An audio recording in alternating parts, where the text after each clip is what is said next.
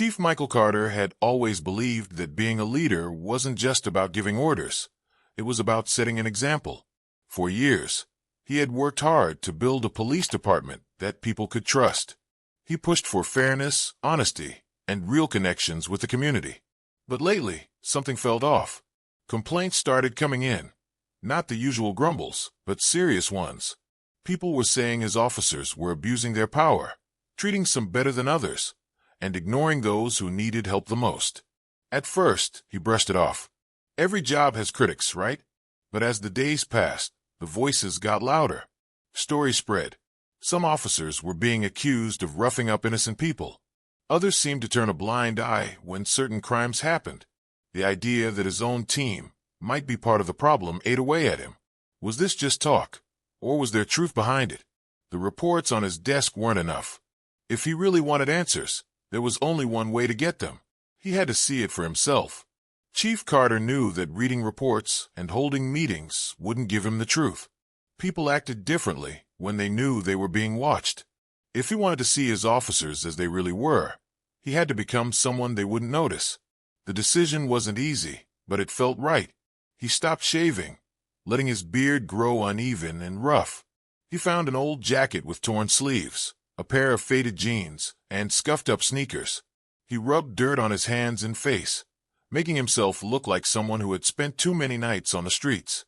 When he looked in the mirror, the man staring back wasn't Chief Carter anymore. He wasn't a leader, an officer, or someone people respected. He was just another face that people walked past without a second thought. The final step was the hardest. He reached for his badge, the one thing that had always given him authority and protection. He held it for a moment, then set it down. Out there, he wouldn't be Chief Carter. He wouldn't be anyone at all. Carter stepped onto the streets he thought he knew so well. But today, they felt different.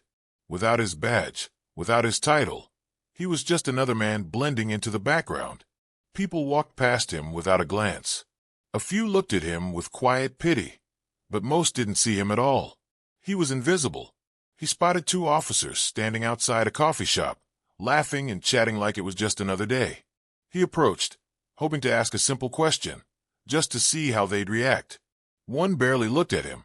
The other gave a quick nod, uninterested. Then they went back to their conversation, as if he wasn't there. Carter sat on a park bench, watching. Some officers helped when asked. Others dismissed people with short, cold answers. A few didn't even bother to acknowledge those who clearly needed them. Sitting there, unnoticed and ignored, one thought burned in his mind. If this is how they treat me, how do they treat everyone else?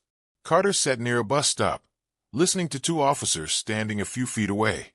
They weren't whispering. They weren't even trying to hide it. One of them laughed as he told a story about a woman he had fined earlier. She cried, "Begged me not to, but I rode up nice and clean," he said, grinning. The other officer chuckled, shaking his head like it was nothing. Carter's stomach tightened.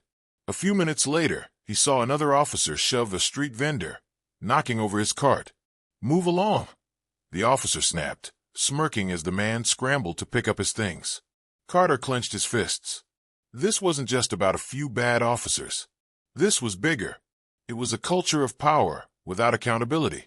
He had spent years trying to build a department that protected people, but watching this unfold, he had to ask himself, had it already fallen apart? Carter watched as a patrol car pulled up near the sidewalk. A woman was walking by when the door swung open, smacking into her side. She stumbled, clearly in pain. The officer inside barely looked at her. "Watch where you're going," he muttered before slamming the door shut. No apology. No concern. That was it. Carter had seen enough. His heart pounded as he stepped forward. The officers barely noticed him, until he pulled off his baseball cap.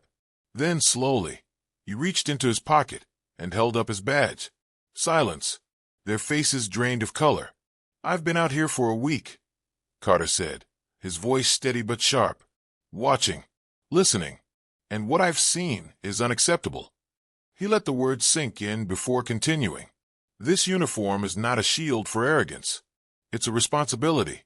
And if you don't understand that, you have no business wearing it." The next day, Chief Carter stood at the front of the briefing room, facing his entire department. The room was silent. Some officers looked down, ashamed. Others sat up straighter, as if waiting for his next words to decide which side of history they wanted to be on. Things are going to change, Carter said firmly. Accountability, transparency, training. No more excuses. No more looking the other way. You want to wear this badge. Then you earn the trust that comes with it. He scanned the room, locking eyes with the men and women he had once trusted without question. The badge doesn't make you powerful. It gives you responsibility. If you can't carry that, you don't belong here.